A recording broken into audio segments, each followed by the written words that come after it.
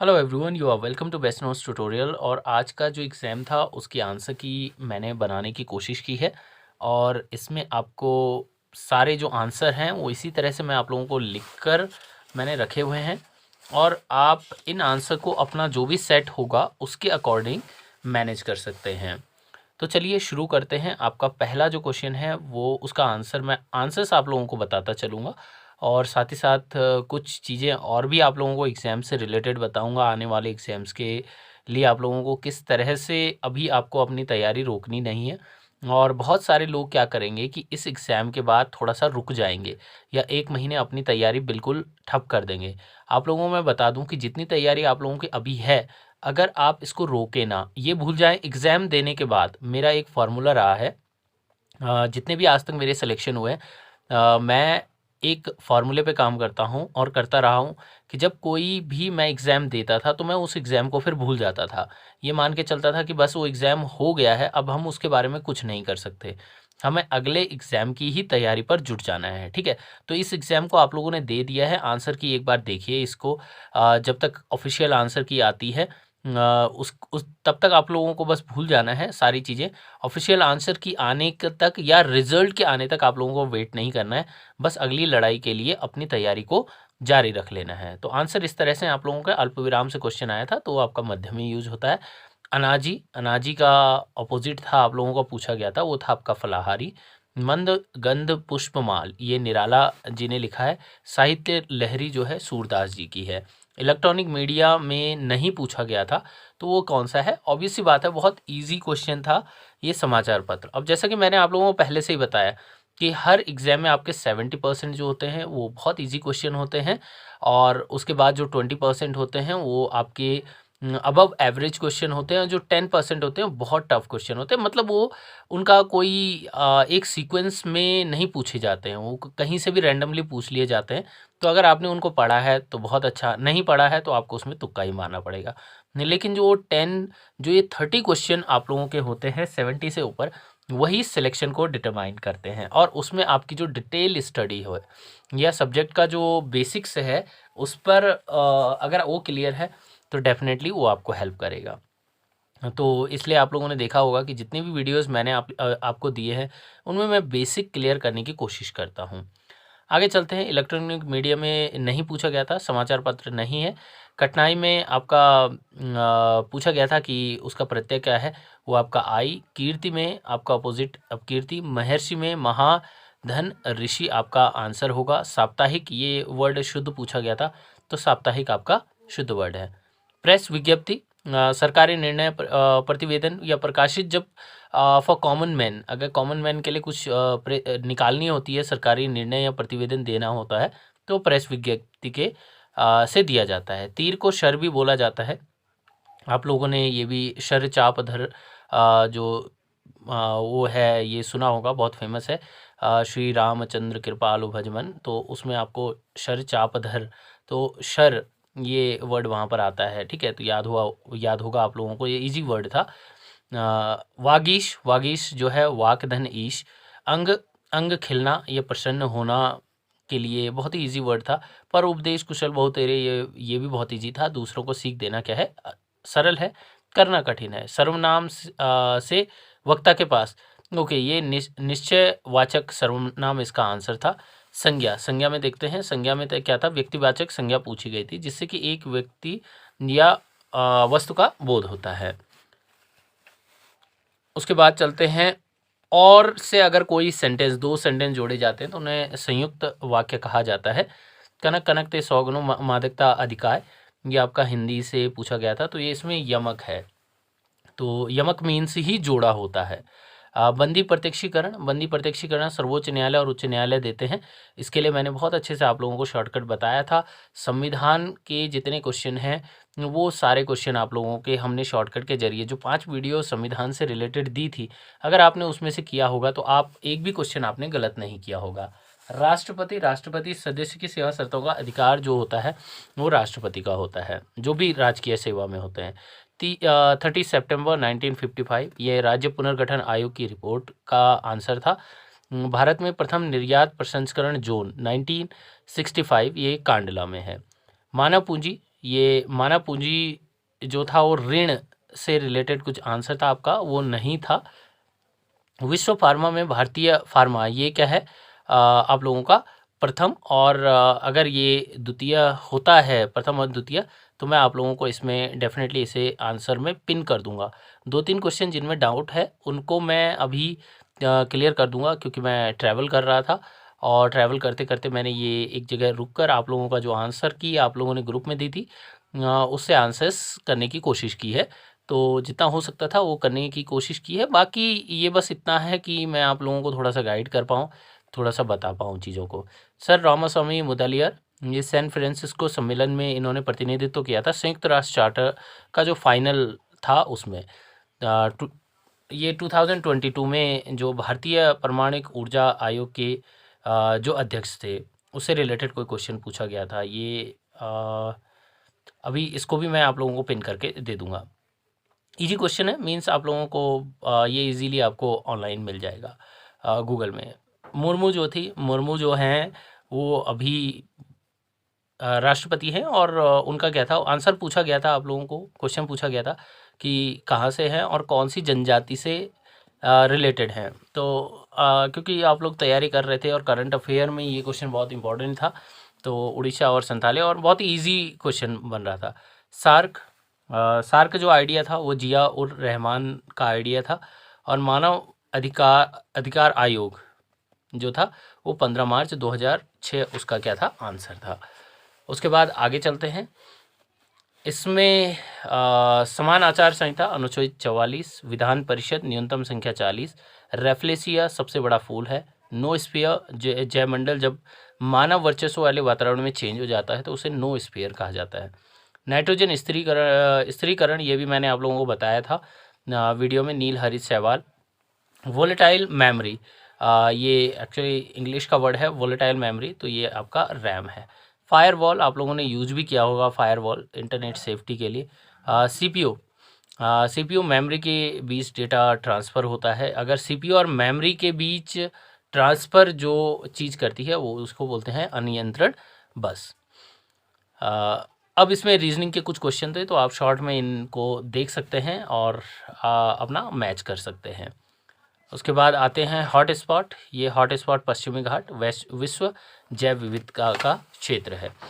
उसके बाद आगे चलते हैं। यहाँ पर एक क्वेश्चन पूछा गया था बीटी कपास से रिलेटेड, तो वो था आपका बैक्टीरिया आंसर। और पुलिस कार्यवाही हैदराबाद में कब हुई थी, और इससे रिलेटेड आप लोगों को एक क्वेश्चन पूछा गया था। इसका मैंने आप लोगों के लिए आंसर यहाँ पर लिख दिया है। वैसे आप लोग इसको थोड़ा सा मतलब आयोग इसका क्या आंसर लेता है, लेकिन आप लोग देख सकते हैं कि इसे ऑपरेशन पोलो बोला गया था, और सितंबर 1948 में ये हुआ था। 13 सितंबर 1948 से ये शुरू हुआ था और 18 सितंबर 1948 तक चला था। तो अब देखते हैं यूकेपीएससी क्या आंसर इसका लेता है। जो चर्च का आलोचक था फ्रांसीसी क्रांति में, वो था आपका वोल्टेयर। ये राइटर भी हुए हैं। और लूनी जो है वो कहाँ पर गिरती है, वो है आपका अरब सागर में। पुलिकट तमिलनाडु आंध्र प्रदेश, ये आपको पुलिकट झील से रिलेटेड क्वेश्चन था। तो ये सारी चीज़ें, ये अरब सागर और पुलिकट झील, ये सारी चीज़ें मैंने आप लोगों को वर्ल्ड मैप वाले में भी बताई थी। सर्वाधिक जैव विविधता वाला जो क्षेत्र होता है उष्ण कटिबंधीय वर्षावन जो होते हैं उसमें सबसे ज़्यादा जैव विविधता पाई जाती है। तो ये भी आपका वर्ल्ड मैप वाले जो आपका जियोग्राफी वाला पार्ट था उसमें मैंने आप लोगों को ये चीज़ें समझाई थी। बांग्लादेश का आपका जो गंगा का नाम है वो क्या हो जाता है, पद्मा हो जाता है। इजी क्वेश्चन था। जो संविधान की आत्मा भीमराव अंबेडकर जी ने बोली थी वो थी आपके अनुच्छेद 32 में। और एकात्मक शासन ये भारतीय संविधान की विशेषता नहीं है। मौलिक अधिकार, संपत्ति का अधिकार अब हटा दिया गया था, पहले ये मौलिक अधिकार हुआ करता था, इसलिए आंसर में यही आपका आंसर होगा। मौलिक अधिकार सामाजिक आर्थिक न्याय से रिलेटेड नहीं है। नीति निर्देशक तत्वों वाले में जो आपका आंसर है वो सभी है। और शक क्षत्रप वाले जो था आपका उसमें सोने चांदी का अनुपात कितना होता था, तो ये भी आप लोगों को मैंने हिस्ट्री वाली वीडियो में ये वाला भी आप लोगों को बताया था। तो 1:35 इसका आंसर था। चित्रकार जो मंसूर थे वो क्या बनाया करते थे, वो पशु पक्षी से रिलेटेड थे। ठीक है, तो मंसूर की दाल मैंने आप लोगों को आंसर में इसका बताया भी था कि मंसूर की दाल, जो मसूर की दाल होती है उसके लिए पशु पक्षी मसूर की दाल खाते हैं। तो इन केस आप लोगों ने स्क्रीनिंग का जो एग्ज़ाम दिया होगा हमारे साथ में, तो उसमें मैंने आप लोगों को ये शॉर्टकट पे आप लोगों को बनाकर बताया था। जनपद अल्मोड़ा ऊपरी भाग या लघु हिमालय, मनेरी भाली उत्तरकाशी। बहुत इजी क्वेश्चन था। 2011 जनगणना में जनजाति जो थी थारू सबसे ज़्यादा। पंचायती राज से 3 क्वेश्चन आए थे। तो 1977 राजस्थान में सबसे पहले शुरू हुआ था। बहुत ही फेमस क्वेश्चन है और यूकेपीएससी बहुत बार पूछ चुका है इस क्वेश्चन को। जो इसको मनाया जाता है पंचायती राज दिवस, वो है आपका 24 अप्रैल। नगर निगम यूके में कितने हैं? वो है 9। बजट अगर हम देखें कि बजट में जो सबसे ज़्यादा था, अधिकतम राजस्व जो यूके को मिला वो कौन सा था? भारत सरकार से अनुदान बहुत ज़्यादा मिला था। वात्सल्य योजना में कितना पैसा मिल रहा है? 3000 रुपये। और 890 ये लिंगानुपात, शिशु लिंगानुपात था यूके का। और विवेकानंद कृषि अनुसंधान संस्थान जो है वो अल्मोड़ा में है, उसमें पिथौरागढ़ बताया गया था। तो ये शायद मैचिंग वाला क्वेश्चन था। इसमें आप लोग देख सकते हैं टॉन्स नदी जो है वो यमुना की सहायक नदी है। तीरथ सिंह रावत, इन्होंने अपना रिकॉर्ड बना दिया 116 दिन का। इनका रिकॉर्ड है सबसे कम उसमें रहने का, मतलब जो उनका टेन्योर था वो 116 दिन ही रहा। जस्टिस RS चौहान 7 जनवरी 2021 को इन्होंने शपथ ली थी, लेकिन अब ये हट चुके हैं और यहाँ पर जो है अब जो है विपिन सांघी हैं। अब आगे चलते हैं, कुछ क्वेश्चंस और हैं आप लोगों के। जो लिंगानुपात से रिलेटेड क्वेश्चन आया था 2018, उत्तराखंड का जो क्रम है वो क्या है लिंगानुपात में? वो है आपका 13वां। गर्जिया मंदिर के बारे में पूछा गया था, कोसी नदी के तट पर। कुमायूं का इतिहास बद्रीदत्त पांडे जी ने लिखा था।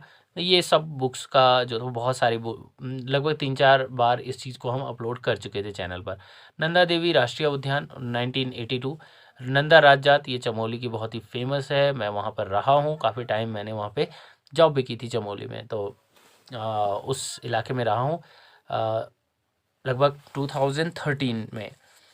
खेल रत्न जसपाल राणा और सुरजीत सिंह बरनाला, बहुत ही इजी क्वेश्चन था। प्रथम राज्यपाल सुंदर लाल बहुगुणा, इन्होंने क्या किया था? साइकिल यात्रा निकाली थी एक, जो टिहरी बांध के विरोध में, उसका ही नेतृत्व तो किसने किया था? सुंदर लाल बहुगुणा जी ने किया था। तो ये क्वेश्चन पूछा गया था। पलायन आयोग का नाम? ग्राम्य विकास एवं पलायन निवारण आयोग।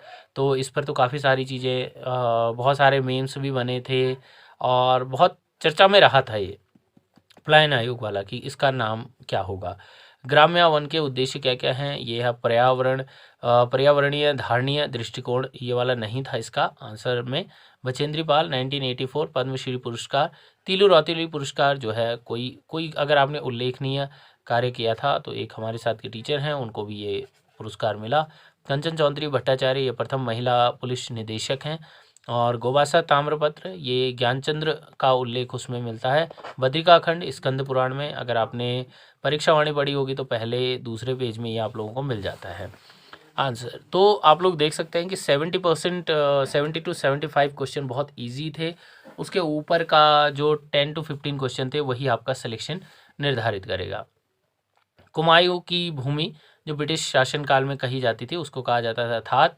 और 1790 गोरखा जो थे, गोरखा सुब्बा किसको बनाया गया था? 1790 में जब कुमायूं को उन्होंने जीत लिया था तब किसको बनाया था? तो जोगा मल्ल शाह। गढ़वाल का बारदोली गुजड़ू, तो गढ़वाल से मैं खुद हूँ और गुजड़ू जो है पूरी गुजड़ू पट्टी ही है, ठीक है, गुजड़ू पट्टी है, तो उसको बारदोली कहा जाता है उस जगह को। किस चंद्र शासक ने पट्टी जो है प्रशासनिक इकाई बनाई थी? वो था आपका बाज बहादुर चंद्र। स्पॉट हाइट किसे कहा जाता है? वो है आपका समुद्र तल से ऊंचाई के लिए यूज़ होता है। तो आपका आंसर जो था वो क्या था? स्पॉट हाइट था इसमें। हाफ किलोमीटर ये आपका एक क्वेश्चन दिया गया था, तो उसका आंसर निकल रहा है। सबसे पुरानी जो नहर है ऊपरी गंगा नहर, ये आपकी रुड़की वाले रीजन में है। तो अगर आप लोग, जैसे कि मैं अगर पर्टिकुलरली बात करूँ तो मैंने चमोली से लेके और आज मैं उधम सिंह नगर में जॉब में हूँ, तो इतना लंबा जो डिस्टेंस है उसकी वजह से भी काफ़ी सारा जीके क्लियर हो जाता है। तो अगर आपको टाइम मिले तो ज़रूर निकलिए घूमने के लिए, बहुत सारा जीके आप लोगों का क्लियर हो जाता है। बस आप पिथौरागढ़ जाना है और पिथौरागढ़ जाके लगभग जो है पूरा हो जाएगा। तो सबसे पुरानी नहर ऊपरी गंगा नहर, तो ये सारे बहुत सारी चीज़ें जो आंसर में लिखी हुई हैं वो आँखों से देखी हुई चीज़ें हैं। सर्वाधिक लंबी नदी वो काली है। उत्तराखंड की बात हो रही है यहाँ पे। सबसे बड़ा राष्ट्रीय उद्यान ये गंगोत्री है और उधम सिंह नगर। तो ये सारी चीज़ें आप लोगों ने देखा होगा कि ये सब चीज़ें ऑलरेडी आपको वीडियोज़ में मिल गई थी। उधम सिंह नगर सर्वाधिक जो जनजातीय जनसंख्या है, निवास उनका यहीं पर है उधम सिंह नगर। अभी मैं भी यहीं पर हूँ। और 2021 का जो सर्वश्रेष्ठ रखाव का हम बोलें तो वो किसको मिला है, वो है आप लोगों का कार्बेट राष्ट्रीय उद्यान। लेकिन इनको दूसरा दूसरा नंबर का मिला है। तो आप लोगों को के इतने आंसर जो है वो फिक्स हो गए होंगे, या आप लोग देख सकते हैं।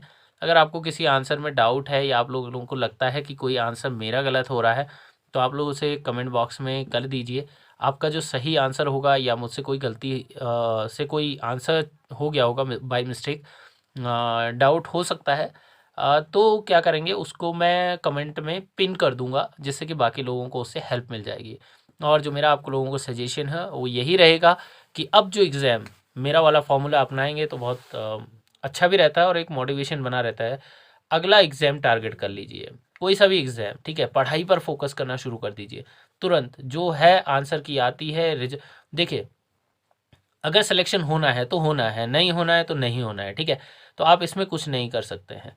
तो आपको बस आगे बढ़ जाना है और अपनी जो तैयारी है, देखिए ये बहुत प्रेशियस मोमेंट है आपकी लाइफ का।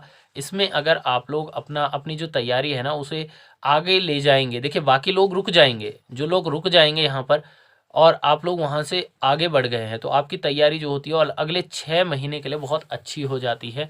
तो अपने इस बेस को टूटने नहीं देना है और आगे बढ़ते चले जाना है। बस जो हो गया है वो हो गया है, उसको आप लोग साइड रख लीजिए। और फिर अच्छे रिज़ल्ट आते हैं। जैसे कि मैंने 2016 की बात की, 2016 में मैं इसी तरह से जो पिछले एग्ज़ाम दिए थे, कुछ एग्ज़ाम में सिलेक्शन नहीं हुआ था, एक साथ ही 3 एग्ज़ाम का रिज़ल्ट आया था और वो पॉजिटिव आया था, और मेरे पास 3 एग्ज़ाम का में से एक एग्ज़ाम सेलेक्ट करने का जो था अपॉर्चुनिटी थी। लेकिन उसके पीछे की जो 5 साल की तैयारी थी वो बहुत इम्पोर्टेंट थी, उस चीज़ को मैं मानता हूँ। क्योंकि उसमें मैंने कभी किसी एग्ज़ाम के बाद में रुकना प्रेफर नहीं किया। कभी मैं जो आंसर की वगैरह होती थी, बस एक बार उसे चेक करता था, पॉजिटिव है तो ठीक है, नहीं है तो भी ठीक है। हमारा जो उद्देश्य है पूरी लड़ाई लड़ना और उसे जीतना है। तो आप लोगों को बहुत बहुत शुभकामनाएं अच्छे रिजल्ट के लिए। तो मिलते हैं अगले वीडियो में।